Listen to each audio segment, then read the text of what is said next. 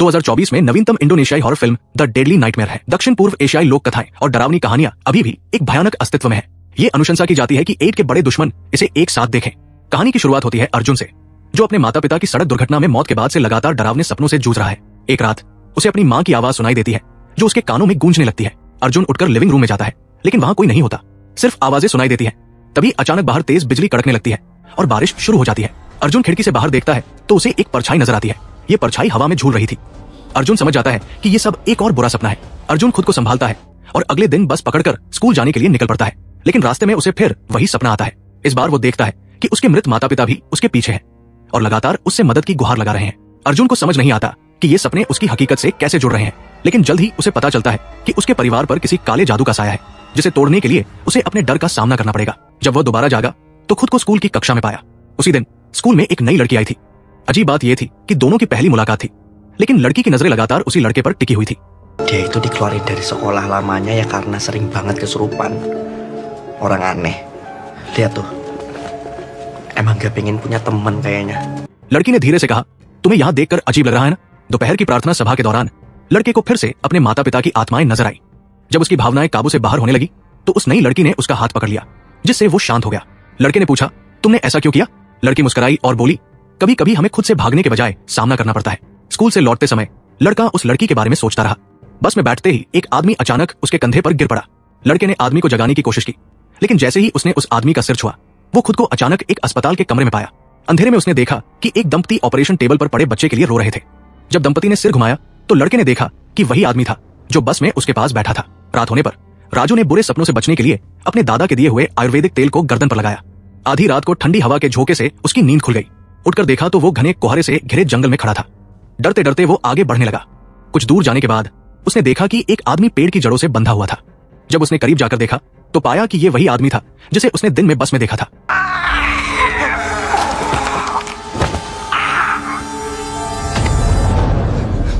एक आंखों से कमजोर बुजुर्ग औरत वहां आई और राजू से कहा कि तुरंत वहां से भाग जाए, वरना उसकी जान खतरे में पड़ जाएगी। लेकिन उसकी बात पूरी भी नहीं हुई थी।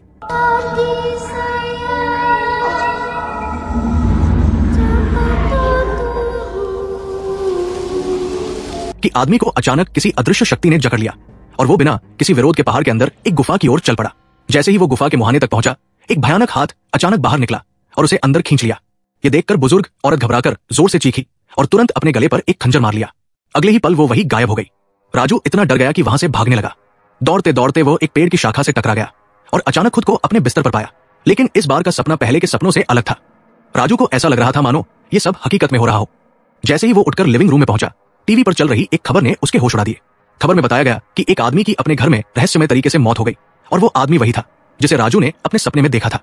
सच्चाई जानने के लिए राजू अपने दोस्त अमित के साथ उस आदमी के घर गया।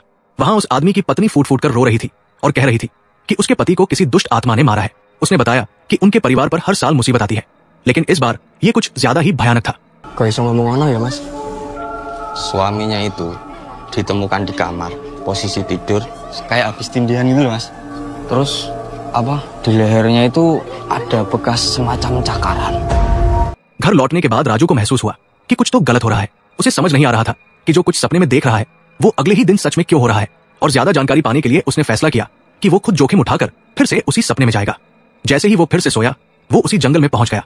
वही जाना पहचाना गुफा का द्वार, वही रहस्यमयी गीत और वही सूखे पेड़।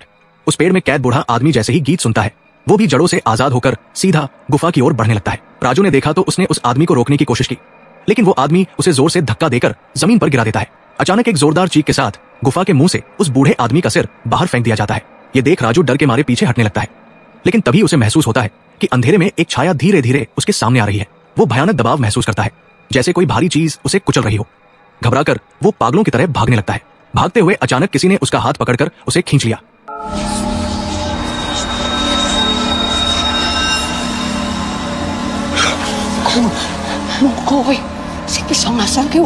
राजू ने देखा कि ये वही एक आंख वाली बूढ़ी औरत थी जो उसे पिछली रात सपने में दिखी थी। लेकिन इससे पहले कि वो कुछ पूछ पाता, बूढ़ी औरत ने उसे तेजी से धक्का दिया और वो एक झटके में फिर से अपने कमरे में लौट आया। इस बार जब उसने टीवी चालू किया तो खबर में एक बूढ़ी औरत के घर में बैरनी से मारे जाने की घटना दिखाई जा रही थी। उसका सिर धड़ से अलग कर दिया गया था। राजू को यकीन हो गया कि उसके सपने साधारण नहीं है। स्कूल में लौटने के बाद उसने अपने दोस्त अमित को पिछली रात की पूरी घटना बताई। अमित ने बताया कि इन सभी मृतकों में एक बात समान थी वे सभी एक गांव के थे जिसका नाम था कालाद्रा। राजू और अमित इस बारे में बात ही कर रहे थे कि तभी उदय उनके पास आकर खड़ा हो गया और बोला, माना जाता है कि आत्माओं को बुलाकर उनसे कुछ जाना जा सकता है। राजू और उसके दोस्त ये जानने के लिए तैयार हो गए कि आखिर चल क्या रहा है। उसी दोपहर सभी लोग राजू के घर पर एकत्र हुए और आत्मा बुलाने की प्रक्रिया शुरू की। कुछ ही देर में मरे हुए व्यक्ति की आत्मा उदय के शरीर में समा गई। उस आत्मा ने बताया कि सपनों में लोगों की जान लेने वाला राक्षस कालसुर नाम का एक दानव है। ये दानव बेहद क्रूर और शक्तिशाली है। अगर उसे हराना है तो उन्हें तुरंत लता आंटी नाम की महिला को ढूंढना होगा। आत्मा ने उनका पूरा पता भी बताया, लेकिन अगले ही पल अजीब चीजें होने लगी।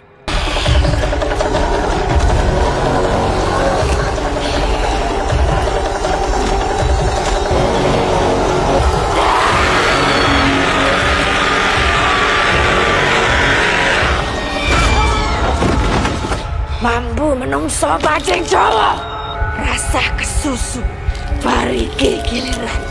कुछ धमकी भरी बातें कहने के बाद कालसुर गायब हो गया, लेकिन वहां मौजूद सभी लोग सहमे हुए थे। उस अजीब शोर ने राजू के दादाजी का ध्यान खींच लिया। दादाजी ने बताया कि उनका परिवार भी कालाद्रा गांव से ही है। वहां के लोग देवी देवताओं में विश्वास करते हैं और मानते हैं कि वे स्वयं देवताओं के वंशज हैं। राजू पर कालसुर का साया इसलिए मंडरा रहा था क्योंकि उसकी नसों में कालाद्रा गांव का खून बह रहा था। अगली सुबह वे सभी आत्मा द्वारा बताए गए पते पर पहुंचे। जब दरवाजा खोला गया तो सामने वही बुजुर्ग महिला थी जो राजू के सपनों में दिखाई दी थी, एक आंख वाली अजीब महिला। राजू कुछ पूछता इससे पहले ही उसे चक्कर आया और वो बेहोश होकर गिर पड़ा। जब वो होश में आया तो उसके दोस्त उसे घर वापस ले आए थे। आखिर में महिला ने बताया कि कालसुर कभी कालाद्रा गांव की सबसे शक्तिशाली तांत्रिक हुआ करती थी। गांव के लोग उसका बहुत सम्मान करते थे, लेकिन एक दिन अपनी शक्ति बढ़ाने के लिए उसने निर्दोष ग्रामीणों की बलि देनी शुरू कर दी। इत्तेफाक से लता आंटी ने उसे ऐसा करते देख लिया और ये बात गांव में फैला दी। गुस्साए ग्रामीणों ने कालसुर को एक झोपड़ी में बंद कर दिया और लकड़ी के खंभों से उसके हाथ पैर बांध दिए। उसका गोद लिया बेटा उसे बचाने की कोशिश करता रहा, लेकिन कुछ कर नहीं पाया। कुछ हफ्तों बाद कालसुर की लाश झोपड़ी में पाई गई। डर के कारण किसी ने उसकी लाश को छूने की हिम्मत नहीं की। बस उसका बेटा वहां बैठा रोता रहा। लेकिन अजीब बात यह थी कि कुछ समय बाद वो लड़का और कालसुर की लाश दोनों रहस्यमय तरीके से गायब हो गए। लता आंटी का मानना है कि कालसुर नर्क के किसी रहस्यमय स्थान में छिपी हुई है और कालाद्रा के खून से जुड़े लोगों से शक्ति लेकर खुद को पुनर्जीवित करने की कोशिश कर रही है। वो रहस्यमय लड़का जो सालों पहले गायब हो गया था शायद राजू की मदद कर रहा था। लता आंटी सालों से कालसुर को हराने का तरीका खोज रही थी। कई प्रयासों के बाद लता आंटी ने यह जाना कि राजू ही वो शख्स है जो कालसुर का अंत कर सकता है।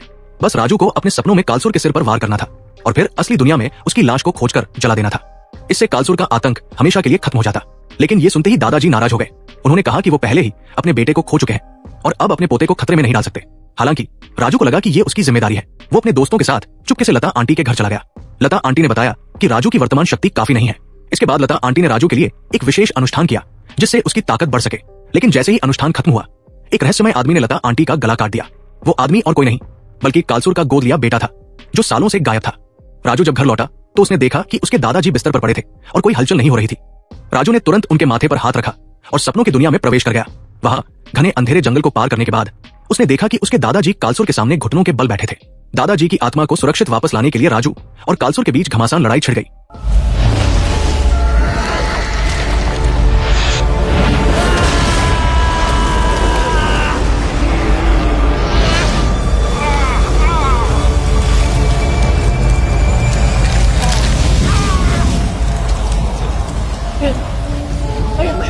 ऐसा लगा कि राजू जीतने वाला है, लेकिन तभी कालसुर ने एक रहस्यमय मुस्कान के साथ खुद को बंधन से मुक्त कर लिया। कुछ ही देर में वो एक काली धुंध का रूप लेकर राजू की ओर बढ़ा। राजू का गला कसकर पकड़ लिया गया और वो हिलने डुलने में असमर्थ था। तभी दादाजी ने पीछे से एक डंडा उठाकर कालसुर पर हमला किया। राजू को तो सपनों की दुनिया से निकालने में सफलता मिली, लेकिन दादाजी वही फंस गए। कालसुर को खत्म कर दादाजी को बचाने के लिए राजू ने अपने दोस्तों के साथ योजना बनाई। अजय और मोहन को कालसुर की लाश खोजकर जलाने का काम दिया गया, जबकि राजू ने खुद जोखिम उठाकर दोबारा सपनों की दुनिया में प्रवेश किया। अजय और मोहन के जाते ही राजू ने कालसुर को खोज लिया, लेकिन उसे अंदाजा नहीं था कि कालसुर इतनी जल्दी हमला कर देगा। राजू को हवा में उठा लिया गया इससे पहले कि वो कुछ कर पाता।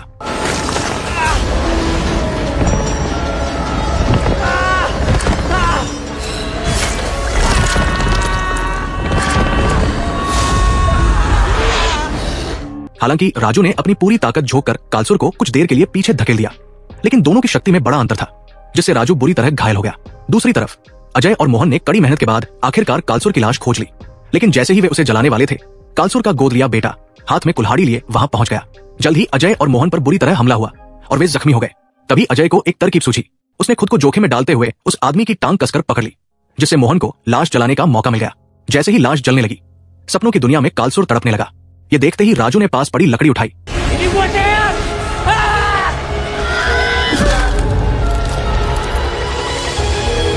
और कालसुर के सिर पर जोर से मारी। कुछ ही पलों में कालसुर का अंत हो गया और उसका गोद लिया बेटा पुलिस द्वारा गिरफ्तार कर लिया गया। राजू ने न केवल अपने दादाजी को बचा लिया बल्कि मोहन की बहन से दोस्ती भी गहरी हो गई। इस हॉरर फिल्म की पूरी कहानी और माहौल दर्शकों को बांधने वाला है, जो इसे एक बेहतरीन फिल्म बनाता है। अगली बार फिर मिलेंगे।